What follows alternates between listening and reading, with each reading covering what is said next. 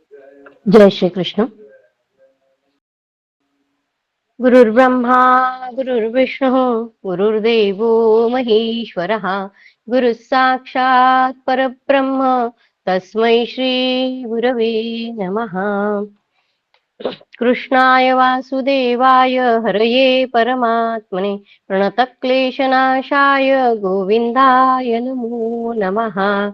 नमामि सद्गुरुं शान्तं सच्चिदानन्दविग्रहं पूर्णब्रह्मपरानन्दम् ईशमानन्दिवल्लभम्। अथ 50तमोऽध्यायः अश्वत्थामा के उद्गार।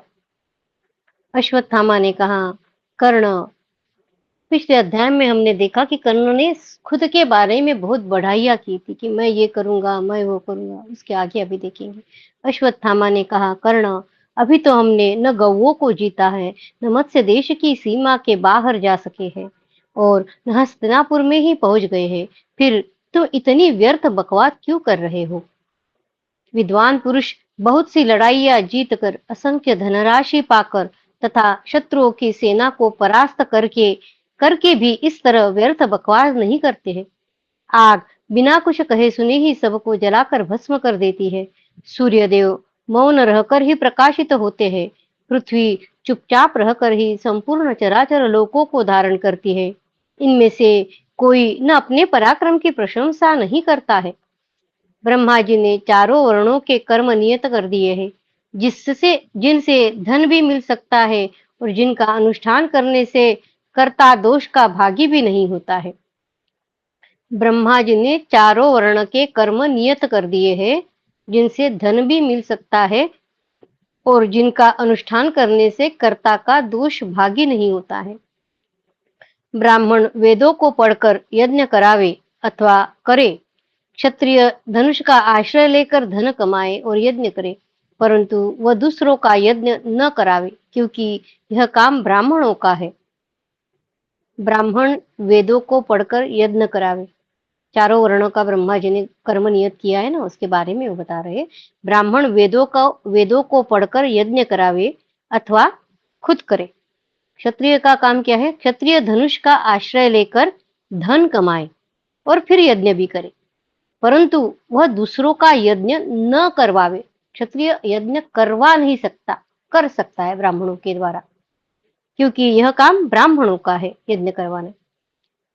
वैश्य कृषि और व्यापार आदि के द्वारा धनोपार्जन करके ब्राह्मणों के द्वारा वेदोक्त कर्म करावे और शूद्र वैत वैतसी वृत्ति यानी वेत के वृक्ष की भांति नम्रता का आश्रय ले प्रणाम और आज्ञा पालन आदि के द्वारा सदा तीनों वर्ण के पास रहकर उनकी सेवा करे। शूद्र महान सौभाग्यशाली श्रेष्ठ पुरुष शास्त्र की आज्ञा के अनुसार बर्ताव करते हुए न्याय से इस पृथ्वी को प्राप्त करके भी अत्यंत गुणहीन गुरुजनों का भी सत्कार करते और यहाँ अन्याय से राज्य लेकर गुणवान गुरुजनों का भी तिरस्कार हो रहा है। भला जुए से राज्य पाकर कौन क्षत्रिय संतुष्ट हो सकता है? परंतु इस धृतराष्ट्र पुत्र दुर्योधन को इसी में संतोष है, क्योंकि यह क्रूर और निर्दयी है। अश्वत्थामा कह रहा है, जैसे व्याध शठता और छल कपट से भरे हुए उपायों द्वारा जीवन निर्वाह करता है, उसी प्रकार कपट पूर्ण वृत्ति से धन पाकर कौन बुद्धिमान पुरुष अपने ही मुंह अपनी बड़ाई करेगा। राजा दुर्योधन, तुमने जिन पांडवों का धन कपट द्यूत के द्वारा हर लिया है, उनमें से धनंजय, नकुल या सहदेव किसको कब युद्ध में हराया है? वह कौन सा द्वंद्व युद्ध हुआ था जिसमें तुमने अर्जुन आदि में से किसी को जीता हो? धर्मराज युधिष्ठिर अथवा बलवानों में श्रेष्ठ भीमसेन तुम्हारे द्वारा किस युद्ध में परास्त किए गए हैं? आज इस इंद्रप्रस्थ पर तुम्हारा अधिकार है, उसे पहले तुमने किस युद्ध में जीता था? दुष्ट कर्म करने वाले पापी, बताओ तो, कौन सा ऐसा युद्ध हुआ था जिसमें तुमने द्रौपदी को जीत लिया हो? तुम लोग तो अकारण ही एक वस्त्र धारण करने वाली बेचारी द्रौपदी को रजस्वलावस्था में राजसभा के भीतर घसीट लाए थे। जैसे धन की इच्छा रखने वाला मनुष्य चंदन की लकड़ी काटता है, उसी प्रकार तुमने और दुर्योधन ने कपट द्यूत और द्रौपदी के अपमान द्वारा इन पांडवों का मूलोच्छेद किया है। जिस समय तुम लोगों ने पांडवों को कर्म कार्य में दास बनाया था, उस दिन वह महात्मा विदुर ने क्या कहा था? उन्होंने जुए को कुरुकुल के संहार का कारण बताया था, याद है ना? अश्वत्थामा कर्ण से बोल रहे हैं। हम देखते हैं, मनुष्य हो या अन्य जीव जंतु अथवा कीड़े मकोड़े आदि ही क्यों न हो, सब में अपनी अपनी शक्ति के अनुसार सहनशीलता की एक सीमा होती है। द्रौपदी को जो कष्ट दिए गए हैं, उन्हें पांडुपुत्र अर्जुन कभी क्षमा नहीं कर सकते। धृतराष्ट्र के पुत्रों का संहार करने के लिए ही धनंजय प्रकट हुए हैं, और एक तुम हो जो यहाँ पंडित बनकर बड़ी बड़ी बातें बनाना चाहते हो। क्या वैर का बदला चुकाने वाले अर्जुन हम लोगों का संहार नहीं कर डालेंगे? यह कभी संभव नहीं है कि कुंती नंदन अर्जुन भय के कारण देवता, गंधर्व, असुर तथा राक्षसों से भी युद्ध न करे। जैसे गरुड़ जिस जिस वृक्ष पर पैर रखते हैं, अपने वेग से उसे गिरा कर चले जाते हैं, उसी प्रकार अर्जुन अत्यंत क्रोध में भरकर संग्राम भूमि में जिस जिस महारथी पर आक्रमण करेंगे, उसे नष्ट करके ही आगे बढ़ेंगे। कर्ण, अर्जुन पराक्रम में तुमसे बहुत बड़े चढ़े हैं। धनुष चलाने में तो वो देवराज इंद्र के तुल्य है, और युद्ध की कला में साक्षात वासुदेव नंदन श्री कृष्ण के समान है। ऐसे कुंती पुत्र की कौन प्रशंसा नहीं करेगा? जो देवताओं के साथ देवोचित ढंग से और मनुष्यों के साथ मानवोचित प्रणाली से युद्ध करते हैं, और प्रत्येक अस्त्रत्व को उसके विरोधी अस्त्र द्वारा नष्ट कर सकते हैं, उन कुंती नंदन धनंजय की समता करने वाला कौन पुरुष है? धर्मज्ञ पुरुष ऐसा मानते हैं कि गुरु को पुत्र के बाद शिष्य ही प्रिय होता है। गुरु को पुत्र के बाद शिष्य ही प्रिय होता है। इस कारण से भी पांडुनंदन अर्जुन आचार्य द्रोण को प्रिय है, अतः वे उनकी प्रशंसा क्यों न करें? द्रोणाचार्य ने अर्जुन की प्रशंसा की थी, इसलिए दुर्योधन और कर्ण क्रोधित होकर फिर कर्ण ने अपनी बढ़ाई की थी। दुर्योधन, तुम जैसे जैसे तुम लोगों ने जुए का खेल किया, जिस तरह इंद्रप्रस्थ के राज्य का अपहरण किया और जिस प्रकार भरी सभा में द्रौपदी को घसीट ले गए, उसी प्रकार पांडुनंदन अर्जुन से युद्ध भी करो। जब उन अन्यायों के समय तुम्हें हमारे सहयोग की आवश्यकता नहीं जान पड़ी, तब इस युद्ध में भी सहयोग की आशा न रखो। ये तुम्हारे मामा शकुनी बड़े बुद्धिमान और क्षत्रिय धर्म के महापंडित है।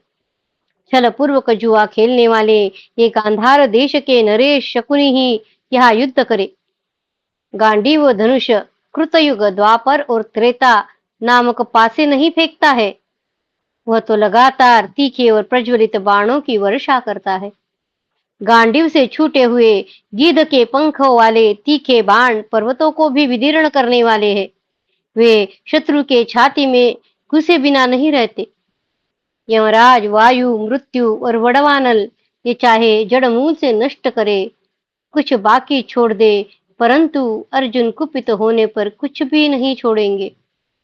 राजन, जैसे राजसभा में तुमने मामा के साथ जुए का खेल किया है, उसी प्रकार इस संग्राम भूमि में भी तुम उन्हीं मामा शकुनी से सुरक्षित होकर युद्ध करो। किसी दूसरे से सहयोग की आशा न रखो, अथवा अन्य योद्धाओं की इच्छा हो तो वे युद्ध कर सकते हैं, किंतु मैं अर्जुन के साथ नहीं लड़ूंगा। हमें तो मत्स्य नरेश से युद्ध करना है। यदि वे इस गोष्ठ पर आ जाए तो मैं उनके साथ युद्ध कर सकता हूँ। इति श्री महाभारते विराट पर्वणि गोहरण पर्वणि उत्तर गोग्रहे द्रोणी वाक्यम नाम पंचाशत्तमोऽध्यायः। कृष्णाय वासुदेवाय हरये परमात्मने प्रणतक्लेशनाशाय गोविन्दाय नमो नमः। ओम नमो भगवते वासुदेवाय। ओम नमो भगवते वासुदेवाय। अथ एक पंचाशत्तमोऽध्यायः। भीष्म जी के द्वारा सेना में शांति और एकता बनाए रखने की चेष्टा तथा द्रोणाचार्य के द्वारा दुर्योधन की रक्षा के लिए प्रयत्न। भीष्म जी बोले, दुर्योधन, अश्वत्थामा ठीक विचार कर रहे हैं। कृपाचार्य की दृष्टि भी ठीक है। कर्ण तो केवल क्षत्रिय धर्म की दृष्टि से युद्ध करना चाहता है। विद्य पुरुष को अपने आचार्य की निंदा या तिरस्कार नहीं करना चाहिए। मेरा भी विचार यही है कि देश काल का विचार करके ही युद्ध करना उचित है। जिसके सूर्य के समान तेजस्वी और प्रहार करने में समर्थ 5 शत्रु हो और उन शत्रुओं का अभ्युदय हो रहा हो, तो उस दशा में विद्वान पुरुष को भी कैसे मोह न होगा। स्वार्थ के विषय में सोचते समय सभी मनुष्य, धर्मज्ञ पुरुष भी मोह में पड़ जाते। स्वार्थ के वध धर्मज्ञ मनुष्य भी मोह में पड़ जाता है। अतः राजन, यदि तुम्हें जचे तो मैं इस विषय में अपनी सलाह भी देता हूँ। भीष्म जी कह रहे, कर्ण ने तुमसे जो कुछ कहा है वह तेज एवं उत्साह को बढ़ाने के लिए ही कहा है। आचार्य पुत्र क्षमा करे, इस समय महान कार्य उपस्थित है। यह समय आपस के विरोध का नहीं है। विशेषतः ऐसे मौके पर जबकि कुंती नंदन अर्जुन युद्ध के लिए उपस्थित है।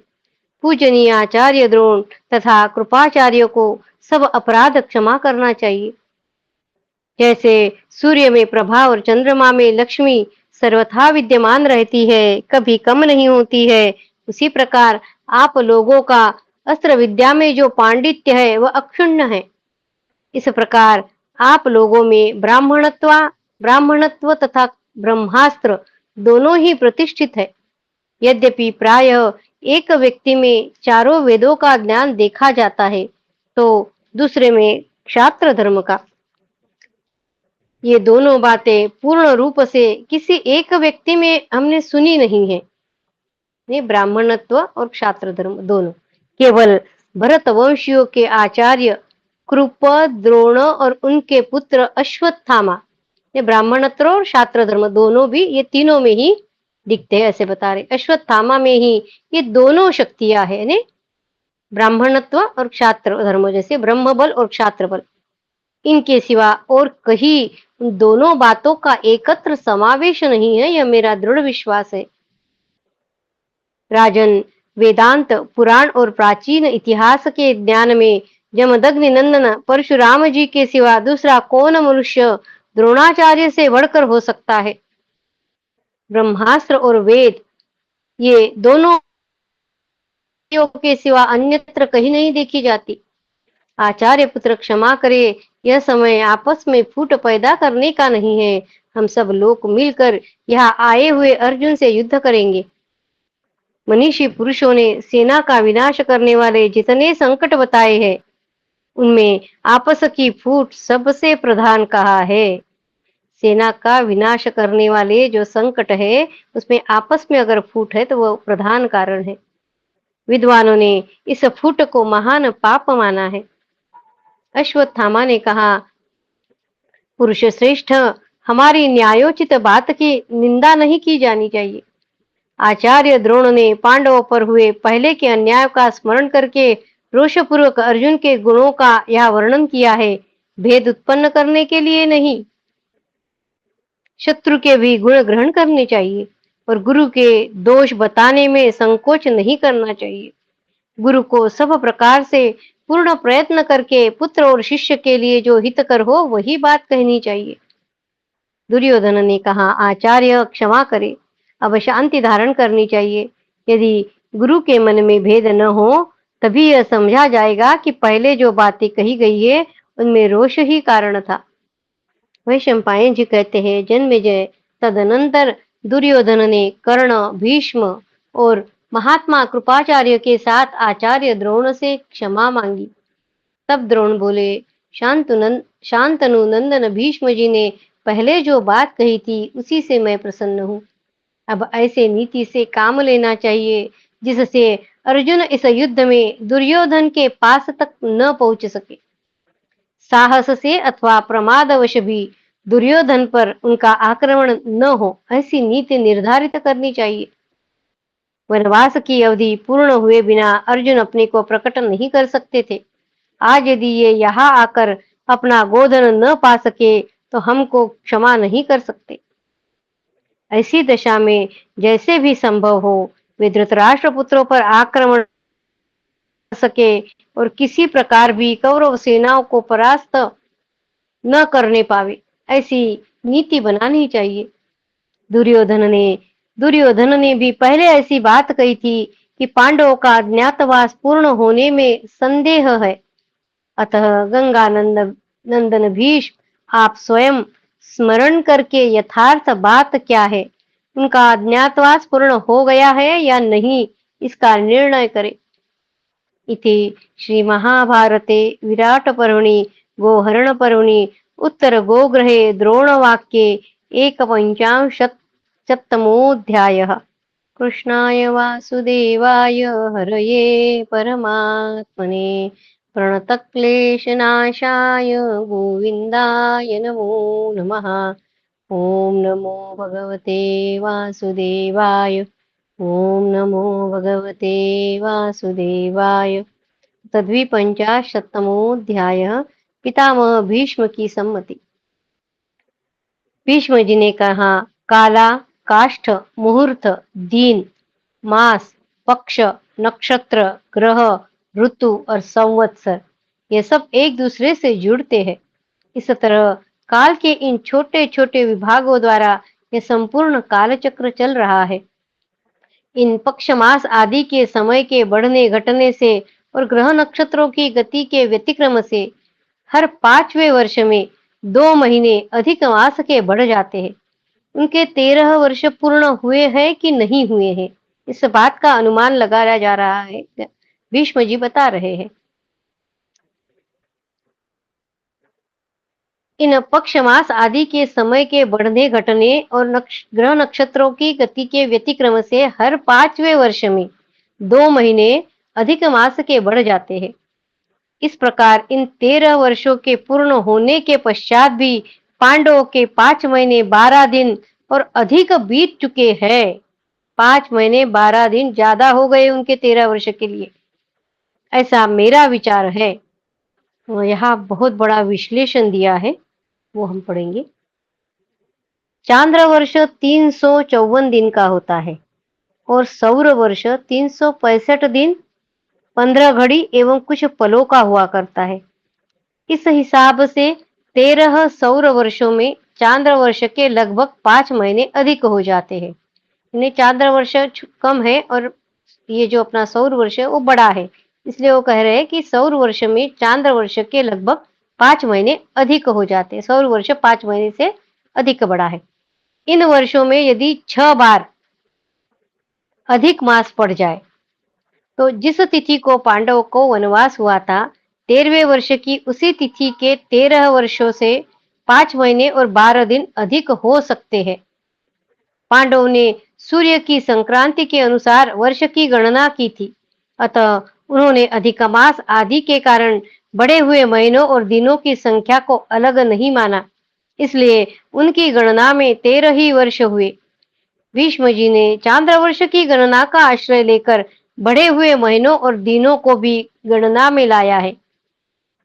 पांडवों ने सौर वर्ष के हिस्से अपना निकाला है और अभी भीष्म जी चांद्र वर्ष के हिस्से लगा रहे हैं, तो उसमें 5 महीने ज्यादा हुए हैं ऐसे बता रहे हैं। अतः इसके हिसाब से उस दिन तक 13 वर्ष पूर्ण होकर 5 मास 12 दिन अधिक हुए हैं। यह काल भेद सौर और चांद्र वर्षों की गणना के भेद से हुआ है। वास्तव में सूर्य की संक्रांति के हिसाब से उस समय तक पांडवों के 13 वर्ष 6 दिन हो चुके थे, सूर्य के हिसाब से, और चांद्र वर्ष के हिसाब से तो 5 महीने ज्यादा हो गए। चांद्र वर्ष की गणना के अनुसार वही समय 13 वर्ष 5 माह और 12 दिन का हो गया है। सूर्य वर्ष का भी उनका 13 वर्ष और 6 दिन हो गए हैं। इन पांडवों ने जो जो प्रतिज्ञाएं की थी उन सब का यथावत पालन किया है। अवश्य इस बात को अच्छी तरह जानकर ही अर्जुन यहाँ आए हैं। सभी पांडव महात्मा है और सभी धर्म और तथा अर्थ के ज्ञाता है। जिनके नेता राजा युधिष्ठिर है वे धर्म के विषय में कैसे कोई अपराध कर सकते हैं। कुंती के पुत्र लोभी नहीं है, उन्होंने तपस्या आदि कठिन कर्म किए हैं। वे अधर्म या अनुचित उपाय से अपने धर्म को गवाकर केवल राज्य लेने के इच्छुक नहीं है।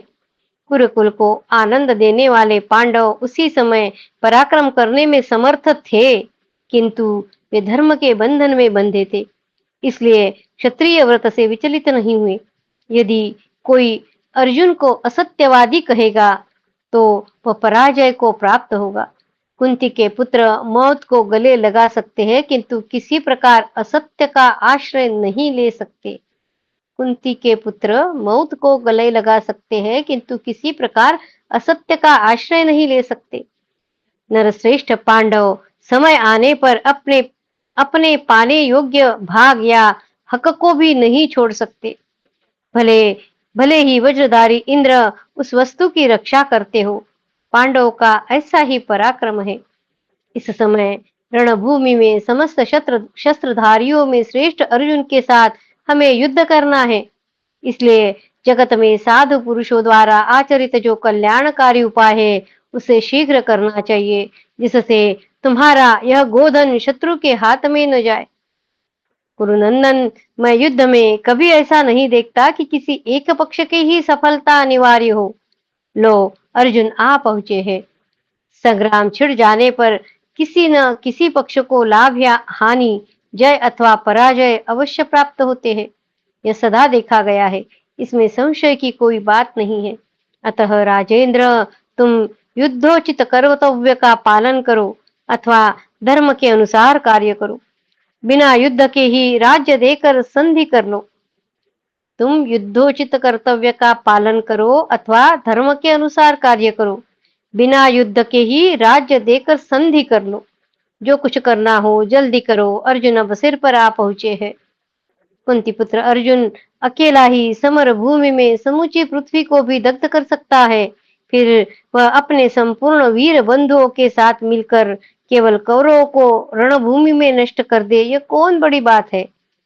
अतः कुरुश्रेष्ठ, यदि आप ठीक समझे तो पांडवों के साथ संधि कर ले। दुर्योधन ने कहा, किंतु पितामह, मैं पांडवों को राज्य तो दूंगा नहीं, अतः उनसे संधि हो नहीं सकती। तब फिर युद्ध में उपयोगी जो भी कार्य हो उसे ही शीघ्र पूरा किया जाए। भीष्म ने कहा, कुरुनंदन, यदि तुम्हें जचे तो इस विषय में मेरी जो सलाह है उसे सुनो। मैं सर्वथा कल्याण की ही बात कहूंगा। तुम सेना का एक चौथा ही भाग लेकर शीघ्र ही हस्तिनापुर की ओर चल दो और दूसरी एक चौथाई टुकड़ी गौओं को साथ लेकर जाए। हम लोग आधी सेना साथ लेकर पांडुनंदन अर्जुन का सामना करेंगे। मैं, द्रोणाचार्य, कर्ण, अश्वत्थामा तथा कृपाचार्य युद्ध का निश्चय करके आए हुए अर्जुन के साथ लड़ेंगे। फिर तो चाहे मत्स्य नरेश आ जाए या साक्षात इंद्र, जैसे वेला समुद्र को रोक देती है, उसी प्रकार मैं उन्हें आगे बढ़ने से रोक रखूंगा। वैशंपायन जी कहते हैं, जन्मेजय, महात्मा भीष्म की कही हुई यह बात सबको पसंद आ गई। फिर कौरवों के राजा दुर्योधन ने वैसा ही किया। पहले राजा दुर्योधन को और उसके बाद गोधन को भेजकर सेनापतियों को व्यवस्थित करके भीष्म जी ने सेना का व्यूह बनाने की तैयारी की। भीष्म जी बोले, आचार्य, आप बीच में खड़े हो। अश्वत्थामा वाम भाग की रक्षा करे और शरदवान के पुत्र बुद्धिमान कृपाचार्य सेना के दक्षिण भाग की रक्षा करे। सूत पुत्र कर्ण कवच धारण करके सेना के आगे रहे और मैं पृष्ठभाग की रक्षा करता हुआ संपूर्ण सेना के पीछे स्थित रहूंगा। भीष्म जी कह रहे, सभी महारथी, महाधनुर्धर और महाबली शूरवीर योद्धा यहाँ आए हुए पांडव श्रेष्ठ अर्जुन के साथ रणभूमि में यत्न पूर्वक युद्ध करे। वैशंपायन जी कहते हैं, जन्मेजय, तदनंतर कुरुश्रेष्ठ भीष्म ने समस्त सेनाओं का दुर्भेद्य व्यूह रचकर उसे वज्रगर्भ, व्रीहिमुख तथा चंद्रकांत मंडल आदि के रूप में खड़ा किया और उसके पिछले भाग में भीष्म जी भी स्वर्णमय ताल ध्वज पहराकर हाथ में हथियार लिए खड़े हो गए। उस समय उनकी बड़ी शोभा हो रही थी। इति श्री महाभारते विराट पर्वणि गोहरण पर्वणि भीष्म सैन्य व्यूहे द्विपञ्चाशत्तमोऽध्यायः। कृष्णाय वासुदेवाय हरये परमात्मने प्रणतक्लेशनाशाय गोविन्दाय नमो नमः। ॐ नमो भगवते वासुदेवाय। ॐ नमो भगवते वासुदेवाय। अथ त्रिपंचाशत्तमोऽध्याय। अर्जुन का दुर्योधन की सेना पर आक्रमण करके गौओं को लौटा लेना।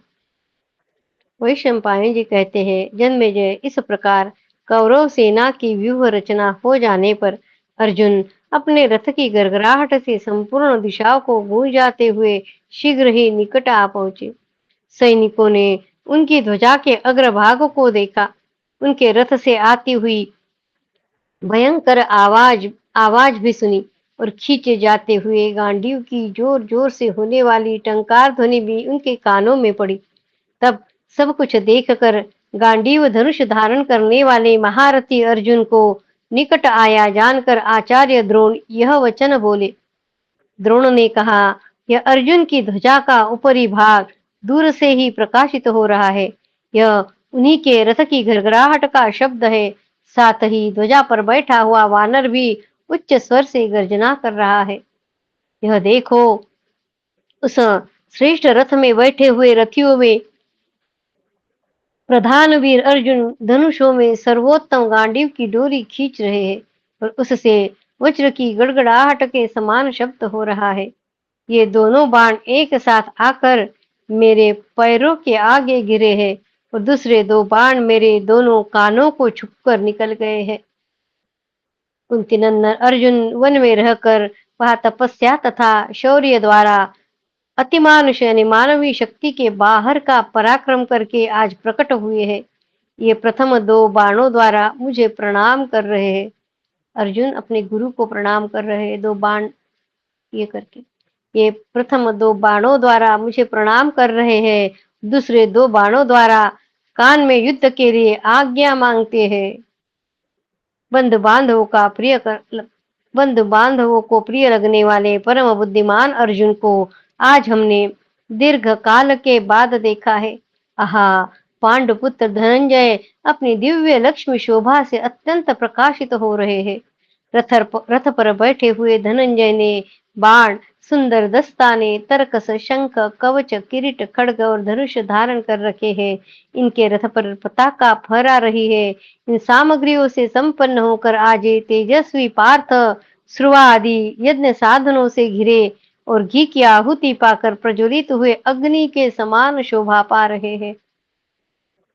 वैशंपायन जी कहते हैं, जन्मेजय, तपते हुए सूर्य की भांति दैदीप्यमान पांडुनंदन अर्जुन को समीप आते देख शत्रु उनकी ओर दृष्टिपात न कर सके। रथियों की सेना को सामने देख कुंती कुमार अर्जुन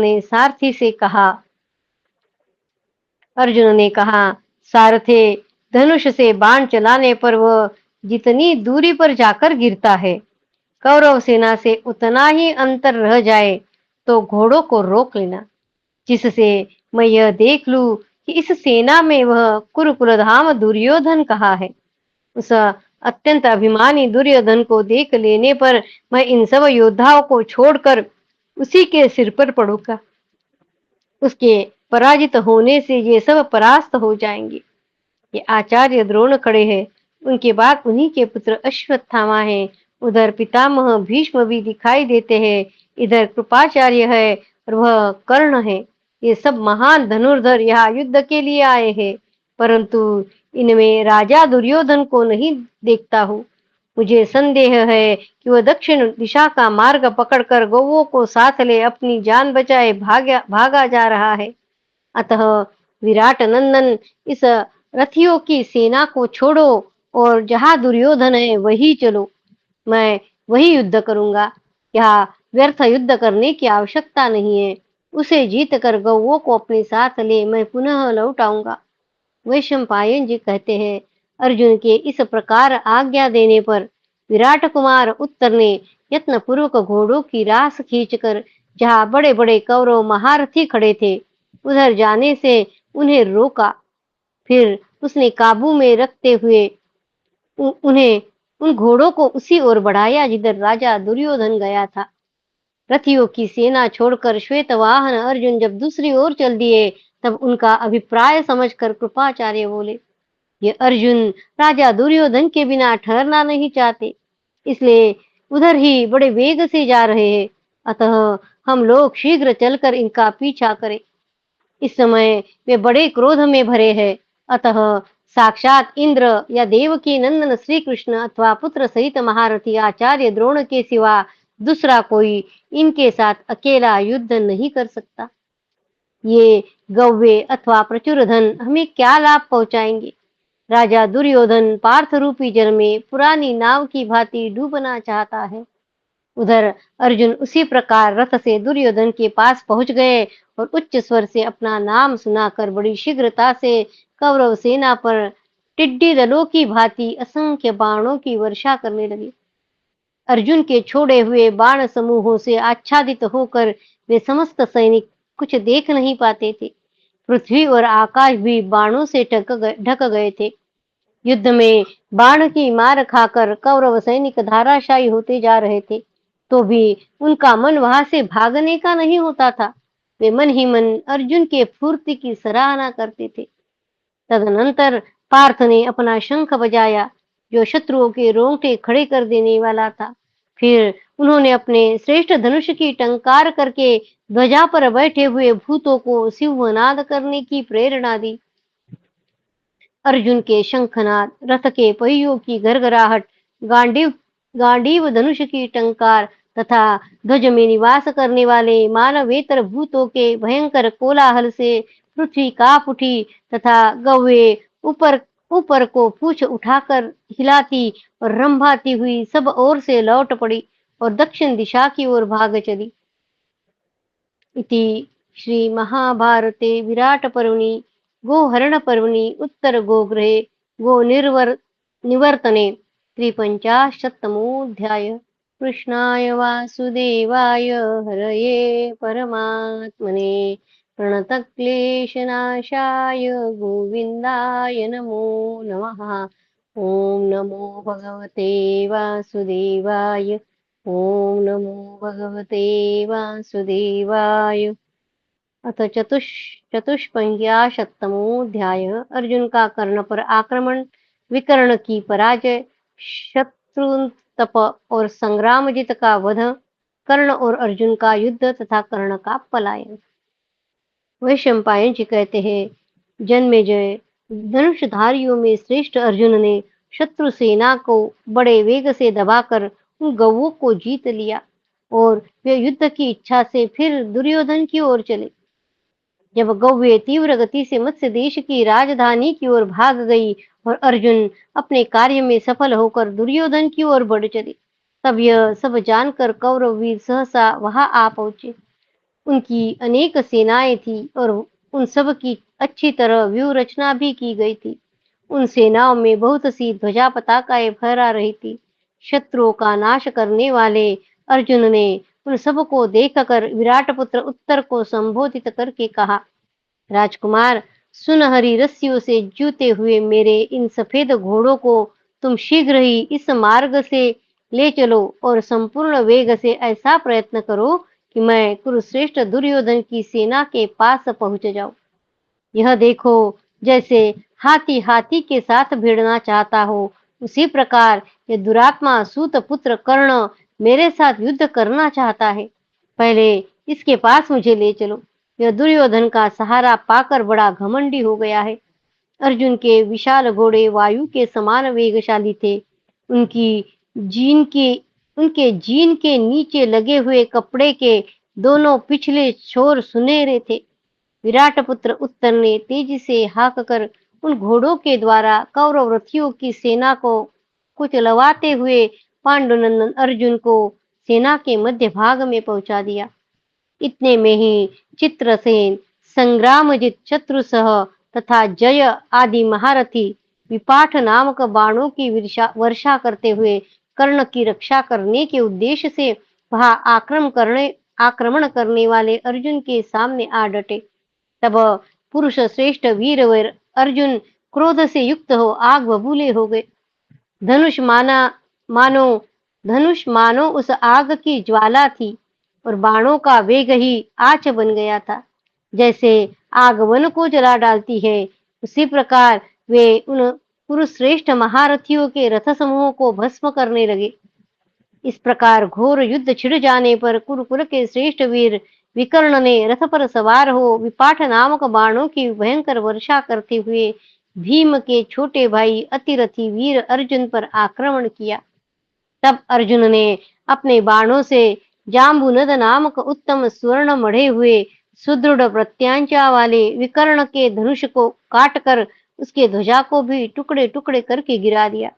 रथ की ध्वजा कट जाने पर विकर्ण बड़े वेग से भाग निकला। शत्रु दल के वीरों का वध करने वाले कुंती नंदन अर्जुन को इस प्रकार अमानुषिक अमानुषिक पराक्रम करते देख शत्रुंतप नामक वीर उनके सामने आया।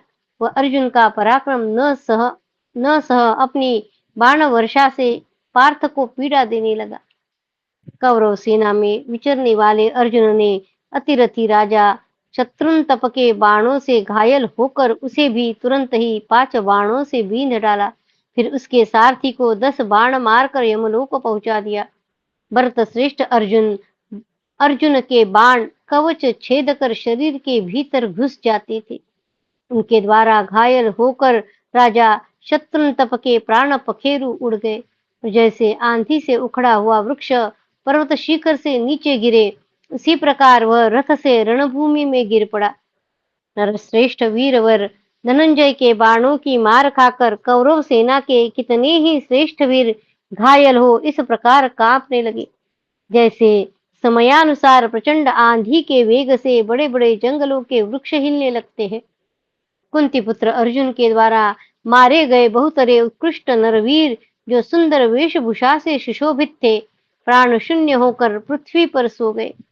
जो वीर दूसरों को वसु यानी धन देने वाले और वासव यानी इंद्र के तुल्य पराक्रमी थे, वे भी वासव नंदन अर्जुन के द्वारा उस युद्ध में पराजित हो गए।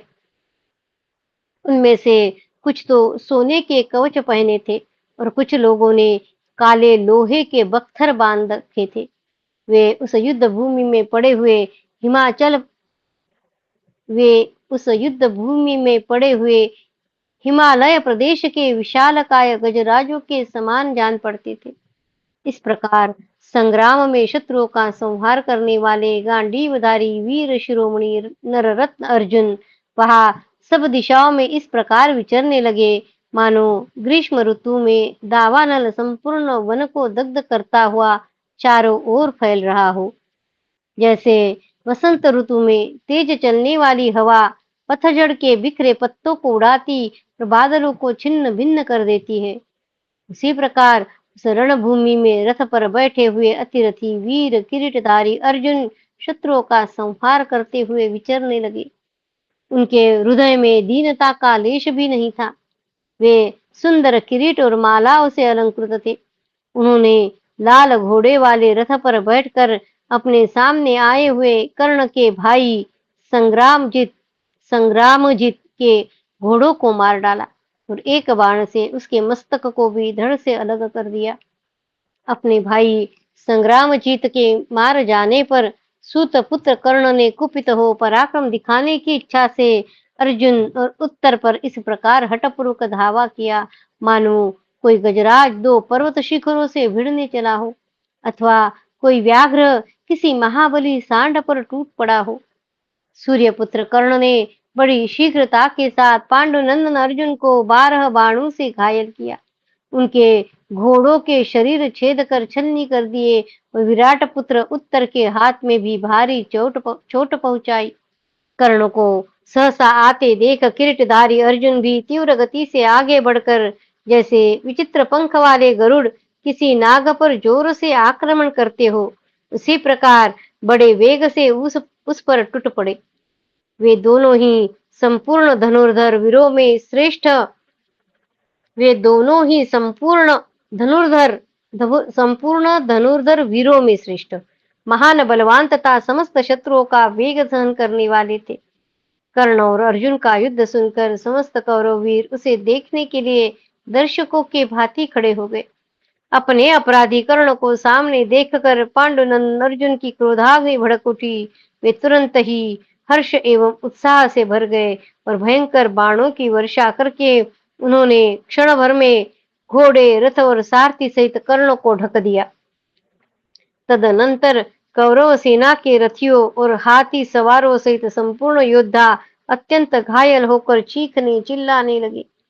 किरीटधारी पार्थ के बाणों से रथ आच्छादित हो जाने के कारण भीष्म आदि सभी महारथी घोड़ों सहित अदृश्य हो गए। तब महामना वीर कर्ण भी बाण समूह द्वारा अर्जुन की भुजाओं से छोड़े गए संपूर्ण बाणों को शीघ्र ही काटकर अपने धनुष और बाणों के साथ चिंगारियों से युक्त अग्नि की भांति सुशोभित होने लगा।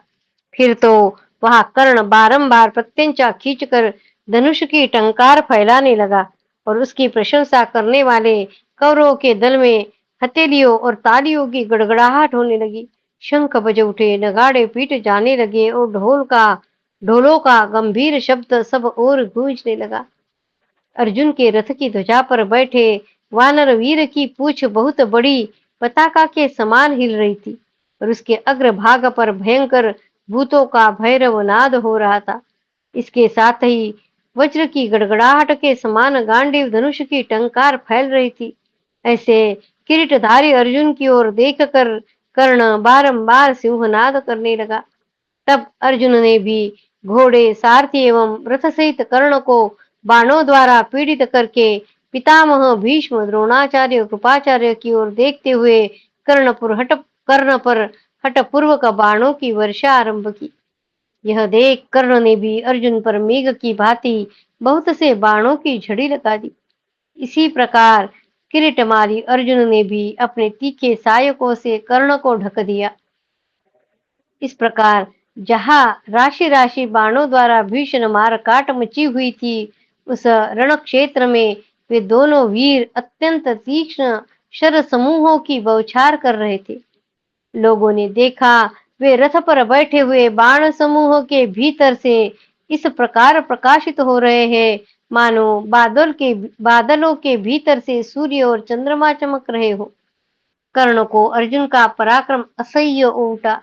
उसने अपनी आशुकारिता यानी शीघ्र बाण छोड़ने की कला का परिचय देते हुए तीखे बाणों से अर्जुन के चारों घोड़ों को बींध डाला। फिर 3 बाणों से उनके सारथी को घायल किया और तुरंत ही 3 बाण मारकर ध्वजा को भी छेद डाला। कुरुकुल के श्रेष्ठ पुरुष गांडीवधारी अर्जुन समर भूमि में शत्रुओं को रौंद डालने वाले थे। वे सूत पुत्र के बाणों से घायल होकर सोए हुए सिंह के समान जाग उठे और विपक्षियों पर सीधे आघात करने वाले बाणों द्वारा कर्ण का सामना करने के लिए आगे बढ़े। कर्ण की बाण वर्षा से आहत हुए महात्मा अर्जुन ने अतिमानुष पराक्रम प्रकट किया। जैसे सूर्य अपनी किरणों के समूह से समस्त संसार को आच्छादित कर देते हैं, उसी प्रकार उन्होंने बाण समुदाय से कर्ण के रथ को ढक दिया। उस समय अर्जुन की दशा उस गजराज की भांति हो रही थी जो अपने प्रतिद्वंदी गज का प्रहार सहकर स्वयं भी उस पर चोट करने के लिए उद्यत है। उन्होंने तर्क से भल्ल नामक तीखे बाण निकाले और धनुष को कान तक खींचकर सूत पुत्र के अंगों को बींध डाला। शत्रुओं का मान मर्दन करने वाले वीर धनंजय ने गांडीव धनुष से छूटकर वज्र के समान प्रकाशित होने वाले तीखे सायकों द्वारा उस युद्ध में कर्ण की दोनों भुजाओं, जांघों, मस्तक, ललाट तथा ग्रीवा आदि उत्तम अंगों को छेद डाला। अर्जुन के छोड़े हुए बाणों की चोट खाकर सूर्यपुत्र कर्ण तिलमिला उठा और एक हाथ से पराजित हुए दूसरे वेगशाली हाथी के भांति वह पांडुनंद अर्जुन के बाणों से संतप्त हो युद्ध का मुहाना छोड़कर भाग निकला। इति श्री महाभारते विराट पर्वणि गोहरण पर्वणि उत्तर गोग्रहे कर्णापयाने चतुष्पञ्चाशत्तमोऽध्यायः। कृष्णाय वासुदेवाय हरये परमात्मने प्रणतक्लेशनाशाय गोविन्दाय नमो नमः। ॐ नमो भगवते वासुदेवाय। ॐ नमो भगवते वासुदेवाय। भव भवे यथा भक्तिः पादयोस्तव जायते, तथा कुरुष्व देवेश नाथस्त्वं नो यतः प्रभो।